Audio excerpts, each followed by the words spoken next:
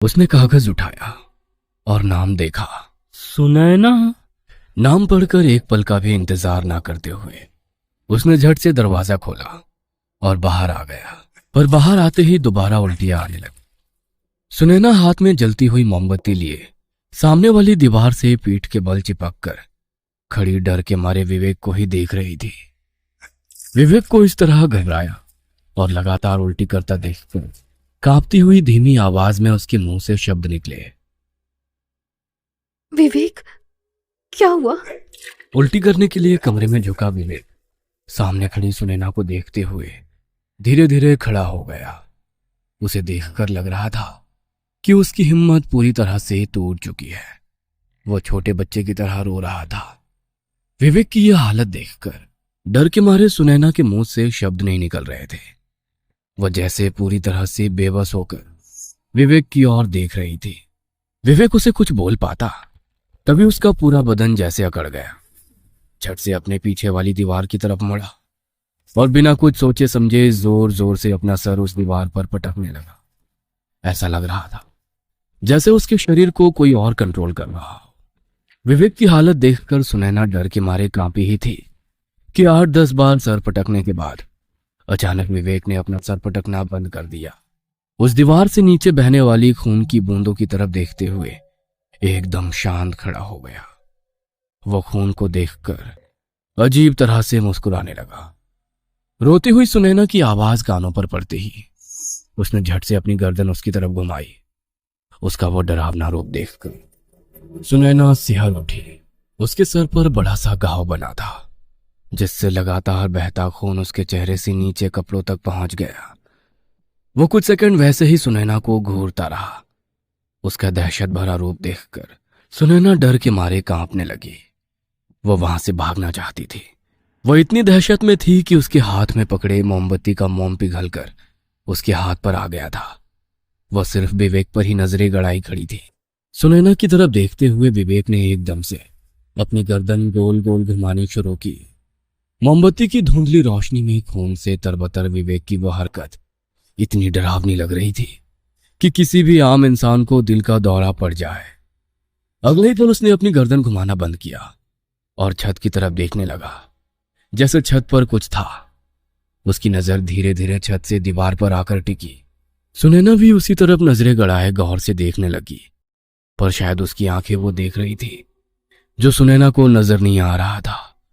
धीरे धीरे विवेक ने अपनी गर्दन दाईं तरफ घुमाई, मानो वो अपने पीछे खुले दरवाजे के भीतर उस काले घने अंधेरे की तरफ इशारा कर रहा हो।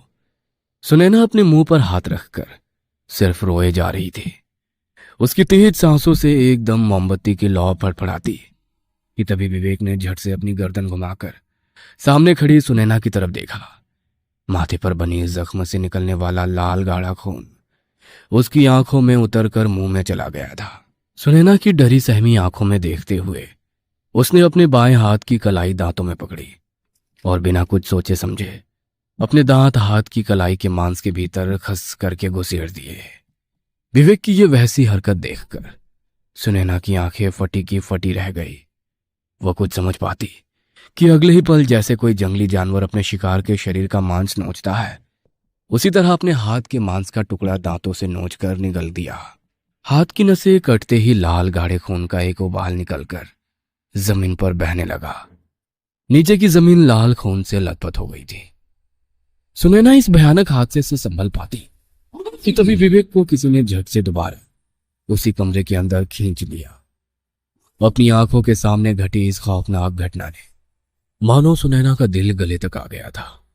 जैसे किसी हादसे ने इंसान की सोचने, समझने और सुनने बोलने की ताकत खत्म हो जाती है और वो अपनी आंखें अनजान चीज पर गड़ाए बिना हिले वैसे ही सुनैना पड़ गई थी, जैसे वो कोमा में हो। वो कौन है, कहां है, इसका कोई अंदाजा नहीं था। शायद उसका दिमाग जरूरत से ज्यादा डर बर्दाश्त कर रहा था, पर अब दीवार के सहारे खड़ी जिंदा लाश की तरह उसकी आंखें सामने वाले कमरे के भीतर फैले काले गहरे अंधेरे में कहीं टिकी हुई थी। उस कमरे का दरवाजा अभी भी खुला था। कुछ सेकंड तक सब कुछ शांत रहा, जैसे किसी बड़े धमाके के बाद कानों के भीतर एक सन्नाटे की गूंज कायम रहती है। उसी तरह सब शांत था। तभी मोमबत्ती से पिघला मोम हाथ पर गिरा और वो दोबारा होश में आई।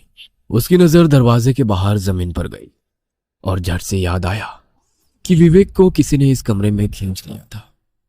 थोड़ी हिम्मत जुटाकर उसने कमरे की तरफ पहला कदम बढ़ाया ही था कि तभी उस कमरे के भीतर फैले काले गहरे अंधेरे से विवेक की दर्द से कराने की आवाज उसके कानों में गूंजने लगी।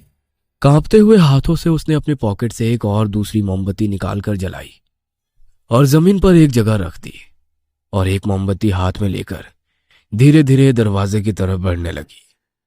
विवेक अभी भी कराह रहा था। विवेक की वो दर्द से कराने वाली आवाज सुनकर सुनैना भी सिसक सिसक कर रोने लगी। विवेक की लगातार कानों पर पड़ने वाली चीखें सुनकर सुनैना की भी चीख निकल रही थी, पर जैसे तैसे वो अपने डर पर काबू रख रही थी। एक हाथ अपने मुंह पर रखकर डर के मारे वो फूट फूट कर रो रही थी। उस अंधेरे कमरे में इतनी डरावनी आवाज आ रही थी मानो कोई विवेक की हड्डियां तोड़ रहा हो, और उस जानलेवा दर्द के मारे विवेक जानवरों की तरह चिल्ला रहा था। सुनैना ने पॉकेट से रुमाल निकाल और अपने मुंह में ठूंस लिया ताकि उसके मुंह से चीख ना निकले। वो लगातार रोते जा रही थी, पर दोबारा हिम्मत जुटाकर वो उस अंधेरे कमरे की तरफ बढ़ने की कोशिश कर रही थी। विवेक की वो कराहने की आवाज सुनकर उसके पैर जैसे जमीन पर ही जम गए थे। लाख हिम्मत जुटाने के बावजूद वो एक कदम भी आगे नहीं बढ़ा पा रही थी। अपने दोस्त की वो हालत देखकर सुनैना की हिम्मत टूट चुकी थी। डर के मारे वो रोते हुए घुटनों के बल बैठ गई। विवेक के चीखने की आवाजें उसे बर्दाश्त नहीं हो रही थी। उसे लग रहा था कि विवेक के साथ वो भी जोर जोर से चीखे। अपने शरीर के अंदर जितने भी ताकत है वो सारी ताकत लगाकर चिल्लाए। यहां आने का उसे बड़ा पछतावा हो रहा था, पर अब कोई फायदा नहीं था। उस अंधेरे कमरे से आई विवेक की भयानक चीख के साथ मानो सब कुछ शांत हो गया, बिल्कुल शांत। एक जानलेवा सन्नाटा, और उस खौफनाक सन्नाटे से आवाज आ रही थी तो सिर्फ सुनैना की सिसकियों की। वह सिसक सिसक कर रो रही थी। अब दोबारा चारों ओर खौफनाक सन्नाटे ने अपनी जगह ली और उस अंधेरे कमरे की तरफ देखते हुए धीरे धीरे खड़ी हो गई। एक हाथ से मुंह में ठुसा हुआ रुमाल बाहर निकाला और दोबारा पैंट की जेब में रखा। उसकी तेज सांसों से उसने हाथ में पकड़ी मोमबत्ती की ज्योति फड़फड़ा रही थी। वह धीरे धीरे अपने कदम उस कमरे की तरफ बढ़ा ही रही थी कि तभी उस कमरे के काले अंधेरे से एक अजीब सी आवाज आई, जिसे सुनकर अपना आगे बढ़ाया कदम उसने वापस जमीन पर रख दिया। आवाज मानो कोई अपने नुकीले नाखूनों से लकड़ी को कुरेद रहा है। उस आवाज से सुनैना के कदम रुक गए। अपनी डर भरी निगाहें उसने कमरे के भीतर बढ़ाई। कमरे के भीतर से एक अनजानी आहट आती सी सुनाई देने लगी। लग रहा था जैसे कोई बाहर आ रहा है। शायद विवेक होगा, पर वो आवाज चलने की नहीं बल्कि जमीन पर घसीटने की थी, जैसे किसी को बेरहमी से जमीन पर घसीटा जा रहा था। डर, एक अनजान डर सुनैना के रोम रोम में सिहरन पैदा कर रहा था। डर से उसकी आवाज में कपकपी छूट गई थी और थरथरा रहे थे। आंखों से आंसू निकलने लगे और फिर जो उसने मानो उसकी बची कुची हिम्मत भी तोड़कर रख दी। उस कमरे के काले गहरे अंधेरे से कोई जमीन पर रेंगता हुआ बाहर आने लगा। दरवाजे से बाहर आकर वो वहीं रुका। हाथ पैर टूटा हुआ एक शव उसके सामने पड़ा था। वह नजारा देखकर सुनैना की चीख निकलने लगी थी, पर उसने झट से मुंह पर हाथ दबाकर रखते हुए खुद की आवाज अंदर ही दबा ली। अपनी थरथराती नजरों से ना चाहते हुए भी वो खौफनाक नजारा देखने के लिए मजबूर थी। जमीन पर पड़ा वो शव अब अपने टूटे हाथ पैर सीधे करने लगा, जिससे उसकी साथ हड्डियों के टूटने वाली आवाज आ रही थी। वो अब धीरे धीरे खड़ा हुआ, अपने शरीर को अजीब सी अवस्था में तोड़ते मरोड़ते हुए। अब वो पूरी तरह से खड़ा हो गया था। वो कोई औरत लग रही थी। उस औरत के बाल काफी लंबे थे, पर अंधेरा होने के कारण एक धुंधली सी सफेद आकृति जैसे दिखाई दे रही थी।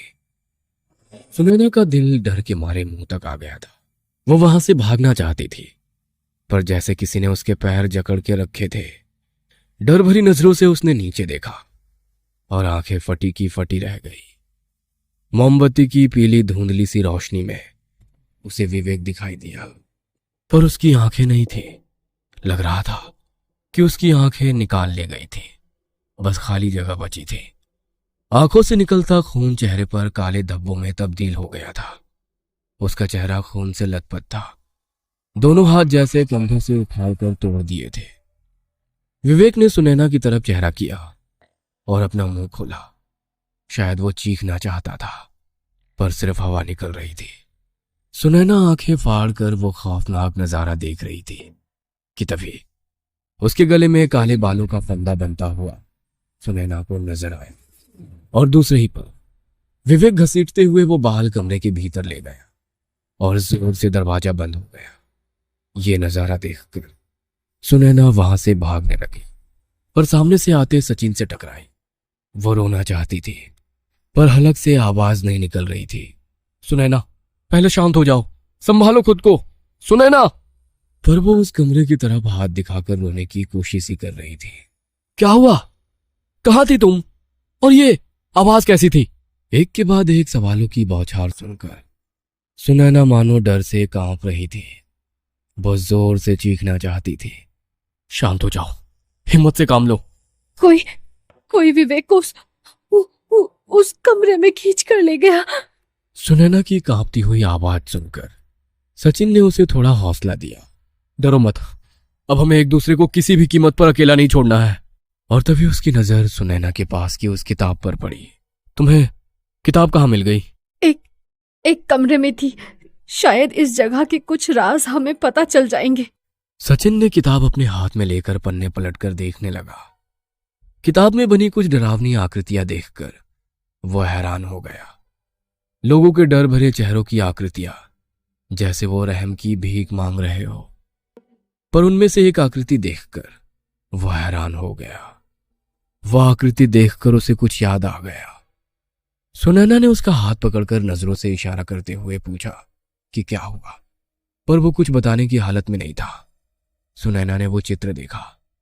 एक खुली अलमारी के सामने खड़े आदमी का चित्र था।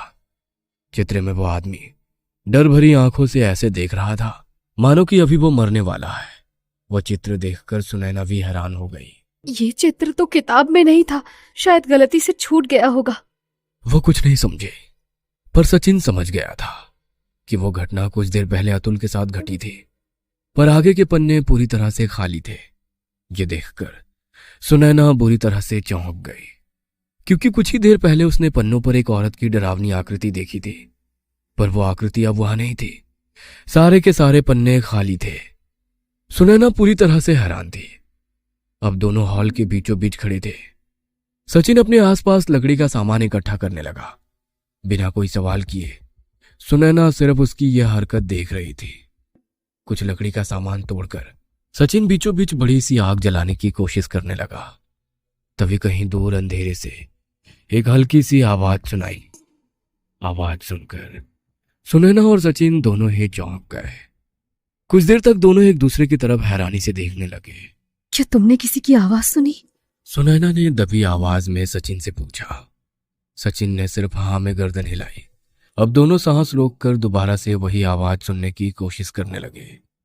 एक वीरान जानलेवा सन्नाटा चारों ओर फैला था। आवाज आ रही थी तो सिर्फ डर की वजह से दोनों की तेज धड़कन और सांसों की। तभी दोनों ने एक हल्की सी आवाज सुनी, सुनैना।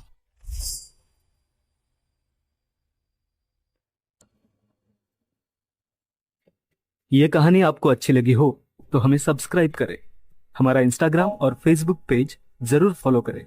और हाँ दोस्तों, सब्सक्राइब करना भूलना मत।